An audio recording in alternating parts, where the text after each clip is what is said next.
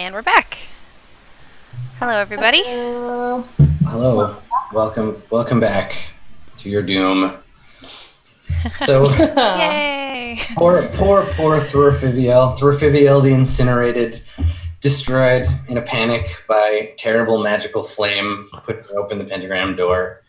But a mysterious cave lies beyond. Elodia, you are getting up to your feet. Meanwhile, so outside, anybody who has characters still outside, which is everybody, you hear the shouting below, and then it's immediately followed by a massive explosion. Fire comes like gouting out of the cave. Lavinia emerges as if shot from a cannon. Awesome. And then silence again. Some of the rocks probably like shift a little bit. And there's silence inside it. And you can, if you want to, anyone who wants to go down and check it out is welcome to. Just tell me, just be like, I'm gonna go down with whatever character. But the first person to see beyond the now open portal, the cursed portal of flame, is Elodia. So Elodia, you look beyond, and as the last wisps of flame disappear, you can make out a soft crackling sound rustling in that sparkling chamber I described before. The icy chill in the air gets even more, it gets stronger. Like you immediately start shivering. Like Blythe, you're still in the cave too, so you feel it too. You start to shake. And through the portal, through the dim light you have coming down from below, you can just barely make out what looks like a funeral platform with a body on top of it, lying in repose. From here, you can make out thick armor on the body, and it seems to be clutching a massive battle axe to its chest. And like I mentioned before, the entire chamber sparkles with a soft elfin glow. Ooh, Cool. So is this in a separate room, or can I actually... Yeah, it's beyond the portal that spat flame all over you, but is now open. Okay, so the fire burnt the blockage that was in the way. Well, there was the door, and then the door got opened, and then fire shot into the room, and now the door is open. You can see beyond, and it seems like there's a tomb, like an icy tomb. Okay, let's check it out. Okay. Excuse me. Probably though. Sorry, go ahead. I missed that. Oh, I said we should probably be careful though. We don't know what's in there. But it's so sparkly. Not be deceived by sparkling. many bauble can glow beautifully. It's true, but this axe that I think this figure is holding might come useful to us. That's true. Yeah, as you get closer, the axe is indeed a fine weapon. Its head is, as big as your chest, and is gripped by this frozen corpse. The dead man clutching the axe is a full 7 feet tall, takes up the entire stone there, and he's wearing hide armor. That seems to be crafted from some combination of fur, thick white fur, and big bluish scales. It's in good shape. If you could get it off the body, you could wear it. It's seen battle, but it's finely crafted armor. And then there's the axe, and you'd have to be a mighty warrior to wield an axe such as this. But even as long as it's been lying in this tomb, it seems to have a sharp edge. You find you're drawn into the room, and now you're shivering, and your hands and feet have started to go numb. What do you want to do?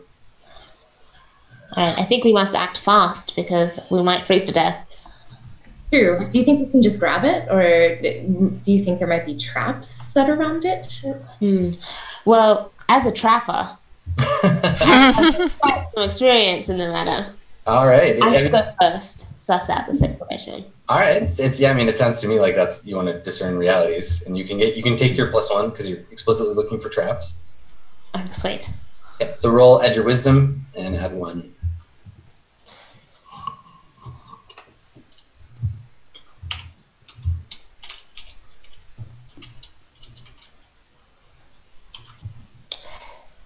Wisdom. Ooh, +2 then. 9. Okay, you can ask me one question from the discern realities list. Okay.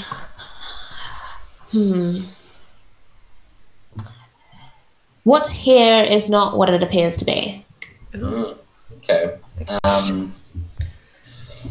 Well, I mean, what does it appear to be? It appears to be a room full of valuable, essential items that we need to continue our journey. I would say that is an accurate idea of the room. Nothing here is not what it appears to be. Oh.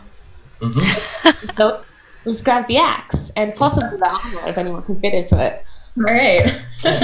The room it is as it appears. So you wanna go into the room and take the axe? Yeah. Okay. All right. So you come in and go to take it, and you realize that the reason why the body is so well preserved is that it's frozen. There's a thick layer of ice all over. You can grab the axe and you give it a pull, but it's like frozen to this corpse. And it'll take some time and some effort to like chip it away. Like you have to break off his fingers and stuff to get it free, and it'll take you some time. And you can feel now like your like ears have stopped burning and are just like numb. When you step, it feels odd because you can't feel your feet. And when you go to grab the axe, kind of like hit it with your fingers, and it takes a few tries to like get a firm grip on the haft. Okay. Blythe, you're standing by the door watching, and you can see Elodia kind of like start to stumble a little and is like pawing at the axe and not looking so good. I'm gonna go aid her. I'm gonna start hitting the dead body with my staff and try and chip away at least the axe if we can't get the armors here. Okay.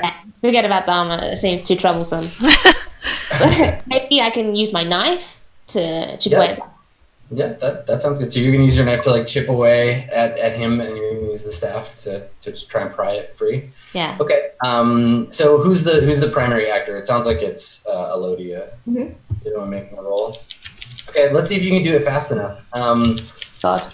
Defy danger with your strength, and Blythe, you can roll to help, and you can roll D4. Is it?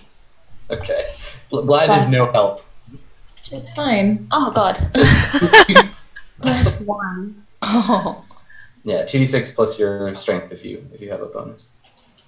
2d6. Maybe she or he, Blythe. She. She. Maybe she is emotional help.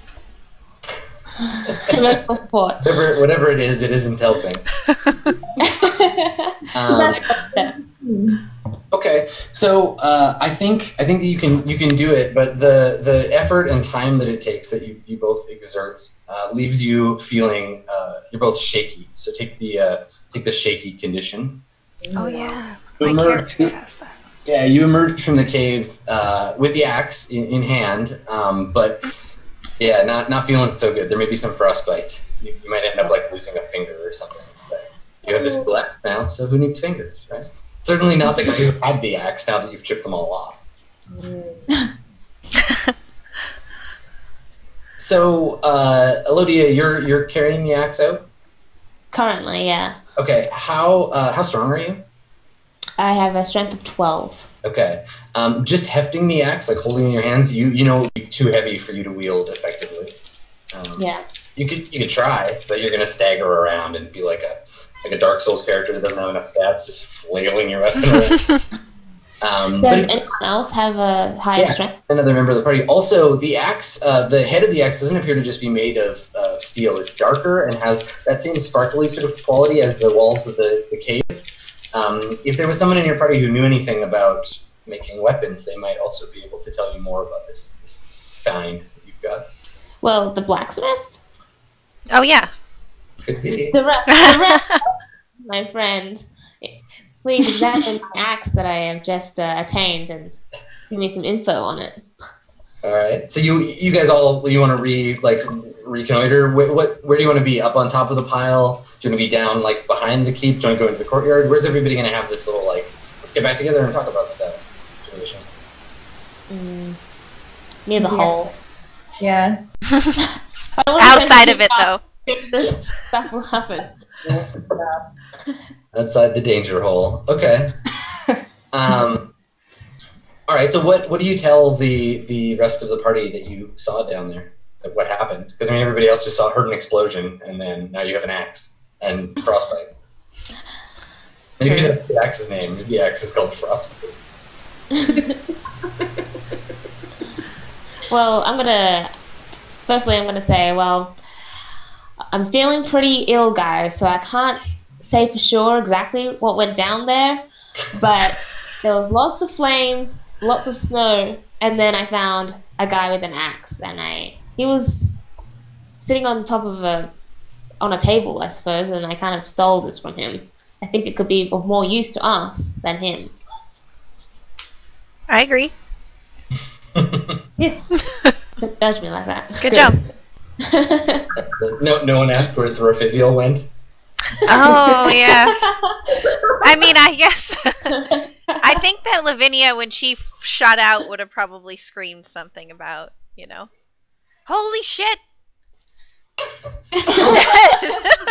That's very descriptive, yeah. Everyone's like, oh, I know what happened because you yelled holy shit. Fireball. Elf down. Gwen is just super impatient. She's like, what is that horrible smell? When did Gwen get an accent? She's been sort of German the whole time. Oh, I totally missed it. I love it. She's a Swineherd. Yeah, Gwen. The Swineherd. Yeah. Don't fuck with Gwen. What smells like schnitzel all of a sudden? This is horrible. Let's get out of here. It was kind of French. Yeah, I'm not really sure. Yeah, fine. You're killing me right now. German. Fantasy Europe. You're both and she's from just Belgium. Vaguely European, whatever. Got it. Excellent. Okay. All right, so you're gathered around looking at Elodia's new loot. And Darrell, do you wanna get a closer look at this mysterious axe? Yes, Darrell does. All right, Darrell. Why don't you spout lore for me, please? Let's consult your knowledge. You can get a +1 because it's a weapon and you can make weapons. Okay, what's that rolling for? 2d6 plus your intelligence +1. Okay, intel.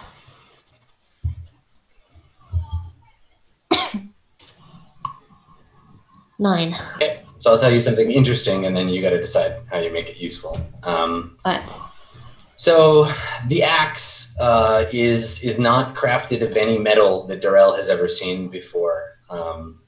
It's a strange sort of unalloyed iron, but you've seen iron before, and this is not how iron looks. The edge should have dulled long ago. The frost and the ice should have damaged the temper of the axe, but it's in perfect shape.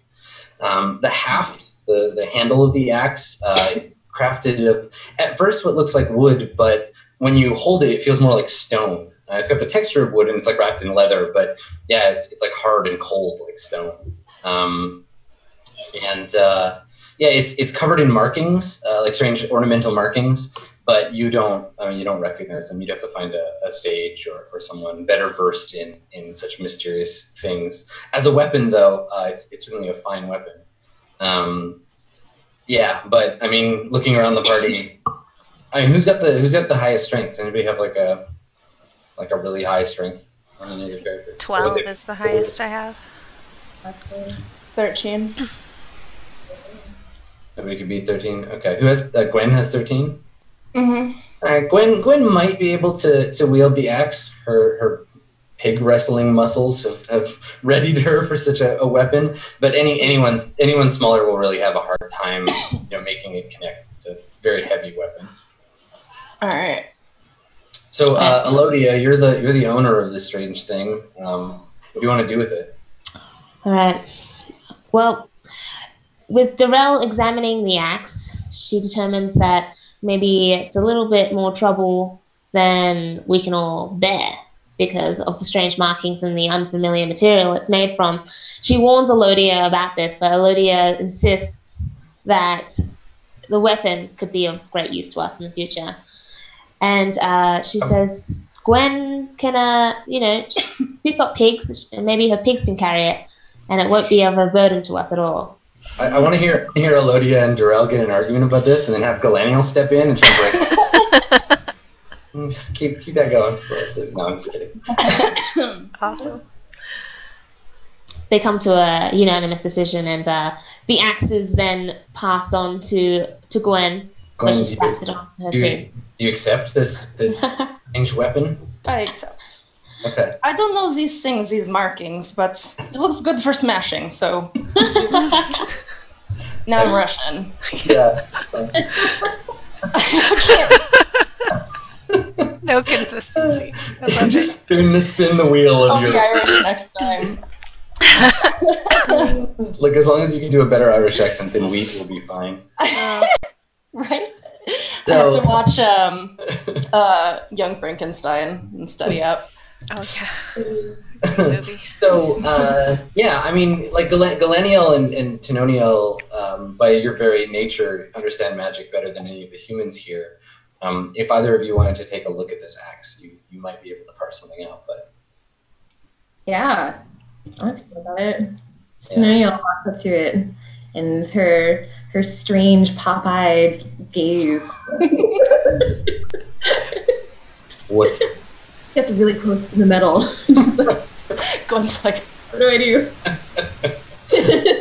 whoa. Galeniel, do you want to help Tenoniel examine the runes on the axe? Yes, she does. Livy, that's your third. Other character. Yeah. Into magic. I guess she's an elf. No, that's kind of racist. I don't think I will. I'm too proud for that. Okay. All right. So, Tenoniel, would you like to spend a luck to make that a 7, or are you just going to take the hit? Do I add my intelligence to it? Oh yeah. If you have an intelligence bonus, definitely be adding that. And I have an 8. Okay. Well, I'll tell you something interesting about the runes. So these runes predate any current like modern human civilization in this region. They come from a time several centuries ago. The axe has been buried here a very, very long time.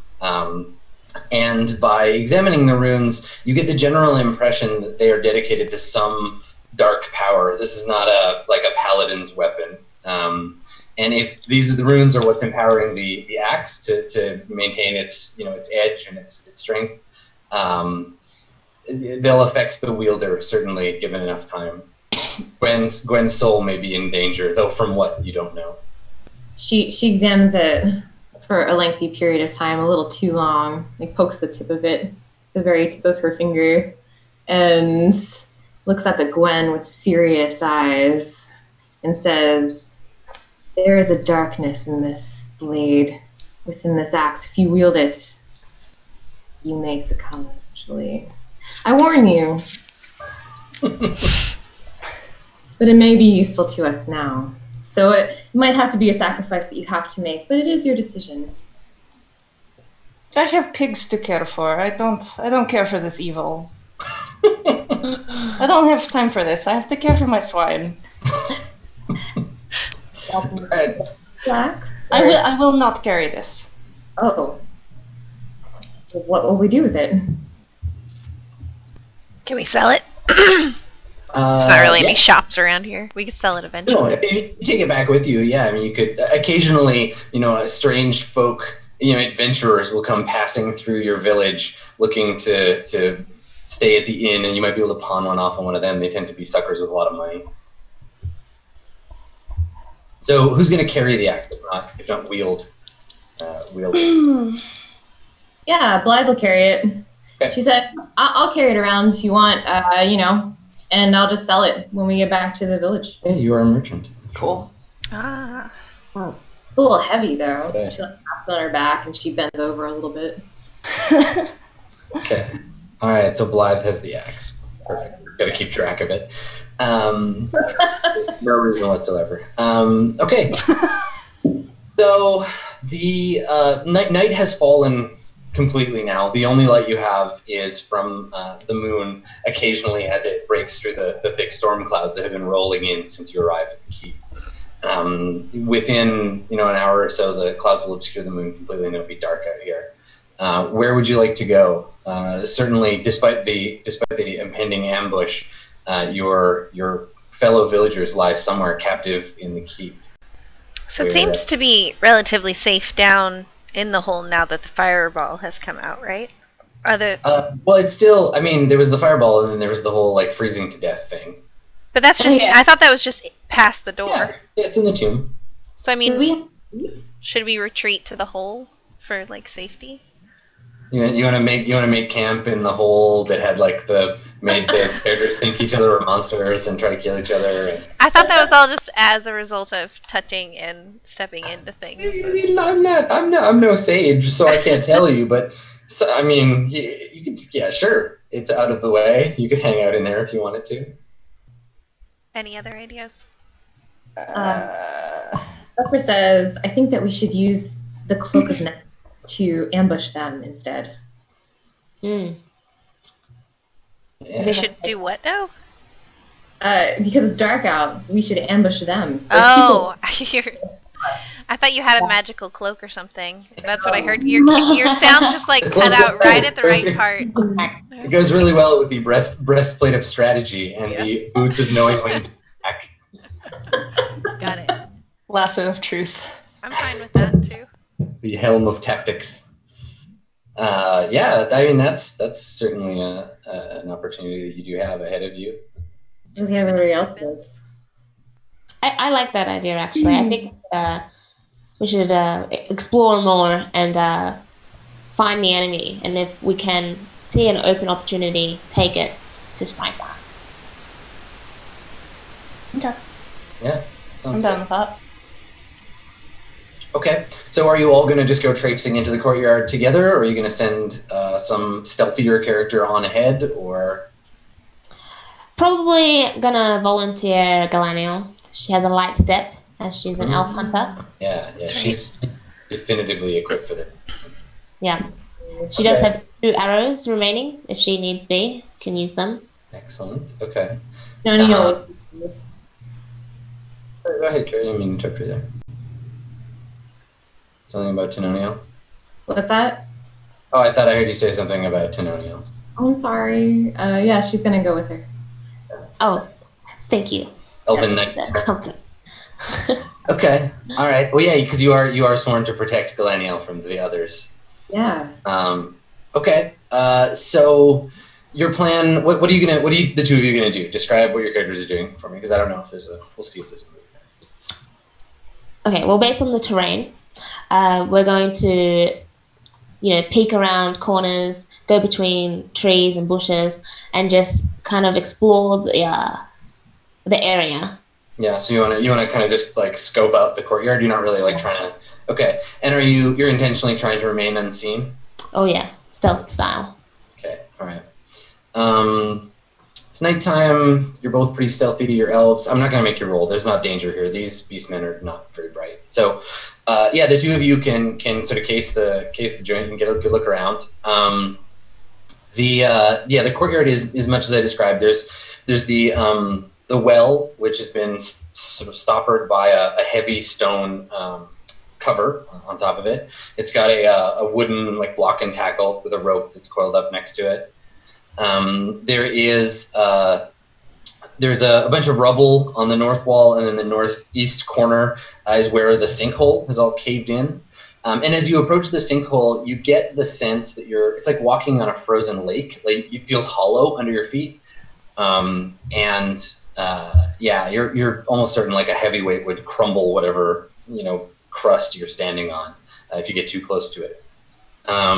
The building, though it is quite dark, it looks like it used to be a chapel or a church. All that remains of the building are the walls. The roof was wood at one point, but has since burned away. Everything in this area is singed by fire. There are sort of toad demon-looking like gargoyles sitting on top of the walls, leering down, and there's a massive bronze door cast with hundreds of wailing faces that blocks the way into this building, and written on the door, and you only catch this in one of those moments of moonlight passing across the door. is the word repent written in red paint that's slowly flaking away. And then there's the tower, and the tower is where the tracks lead. So I presume you don't get too close to that. Okay.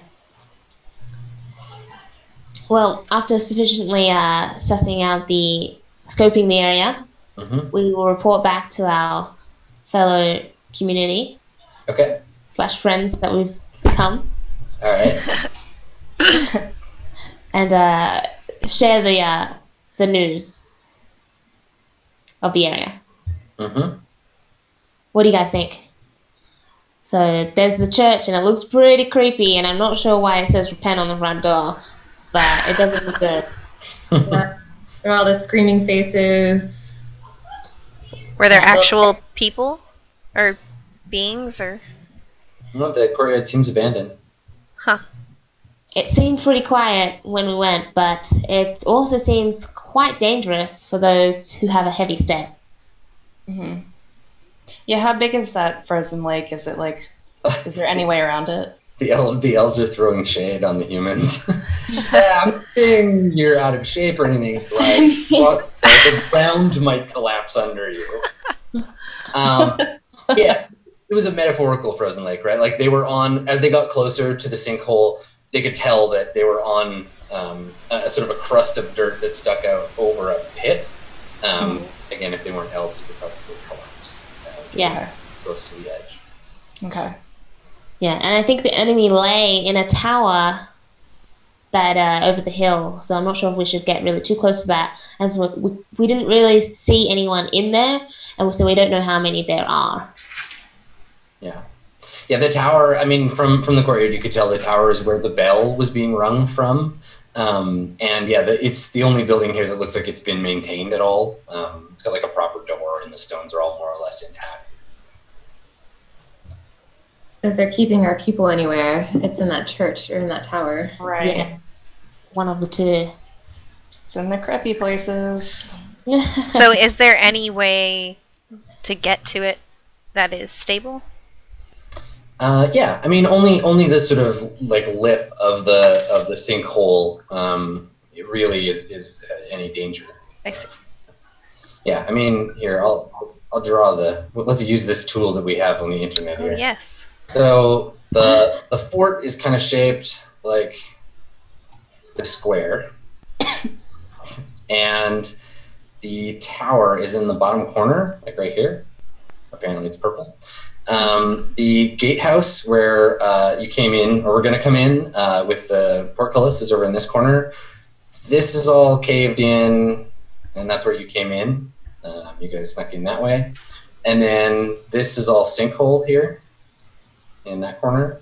And then there's a little well, and then there's a building here. It's the big Satan building. Okay.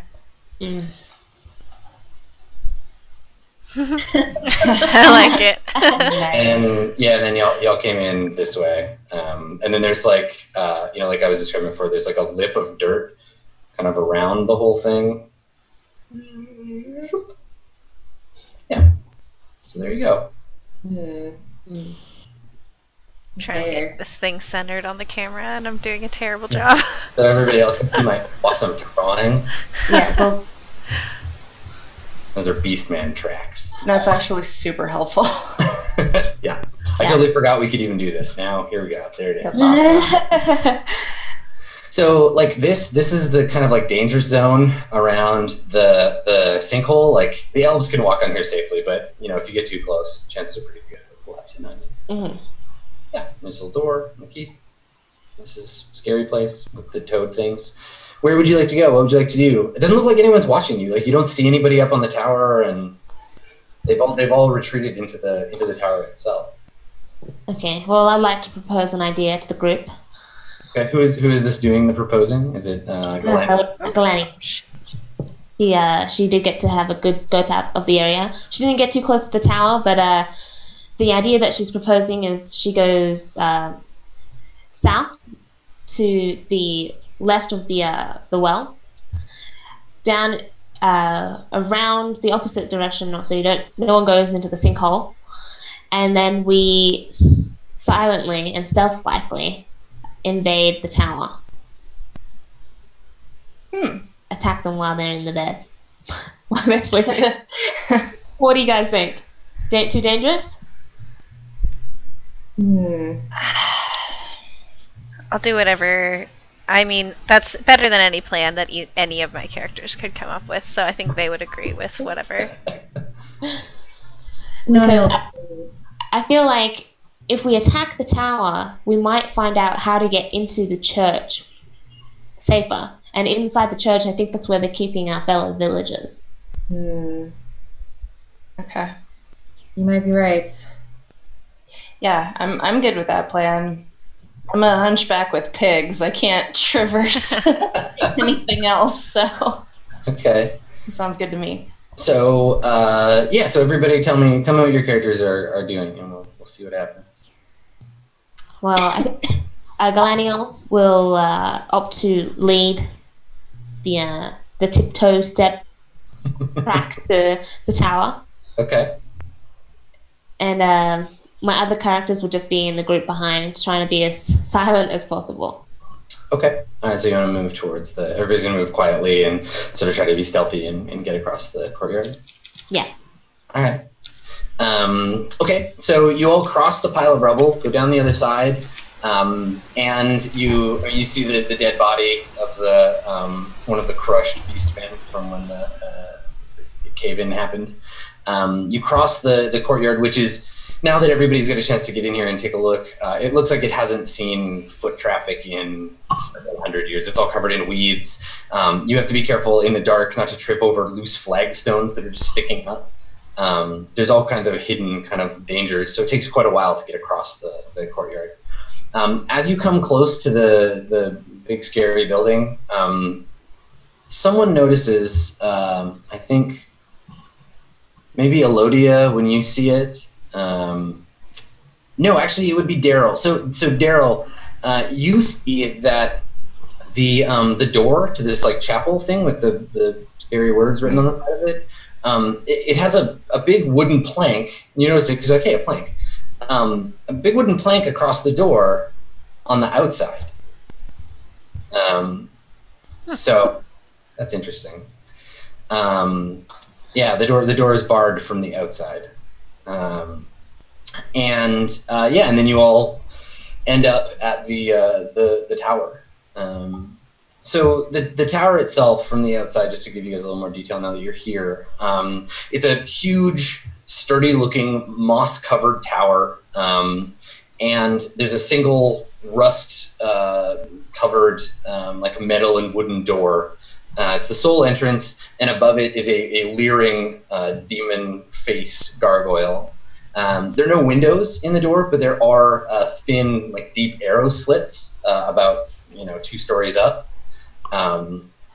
But if there were enemies waiting by those arrow slits with bows, you'd all have been shot by now. So chances are pretty good there aren't.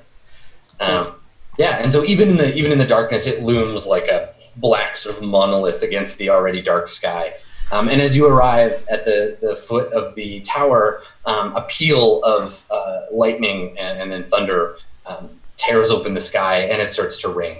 It's cold, and it comes on fast. The storm, it goes from sort of building to immediate and desperate very quickly. So you're all getting rained on, and it's very cold. What do you want to do?